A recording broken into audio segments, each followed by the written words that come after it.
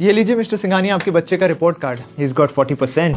पूरे साल मेहनत कर करके तुम्हारे स्कूल की फीसें भरता हूँ, बस ये 40% देखने के लिए। Solid recommend. अरे पापा, अरे मिस्टर सिंघानिया, क्या कभी आपने ऐसा सुना है कि किसी बच्चे के एग्जाम में मार्क्स कम आए हो और उसके बाद उसके माँ बाप ने उसे बहुत डांटा हो, बहुत पीटा हो और उसके बाद उस बच्चे के मार्क्स बहुत अच्छे आने लग गए हो? नहीं सुना ना, क्योंकि आज तक कभी ऐसा हुआ ही नहीं है। अच्छा, जब भी आपके बच्चे के एग्जाम में मार्क्स कम आए तो उसे डांटने की नहीं, उसे अप्रिशिएट करने की जरूरत है अपनी बातों से। जैसे कि आप बोल सकते हैं कि पूरे साल तूने पढ़ाई नहीं करी फिर भी तेरे 40% मार्क्स आ गए। सोच, अगर तू थोड़ा और पढ़ लेता तो तू तो स्कूल टॉप कर जाता।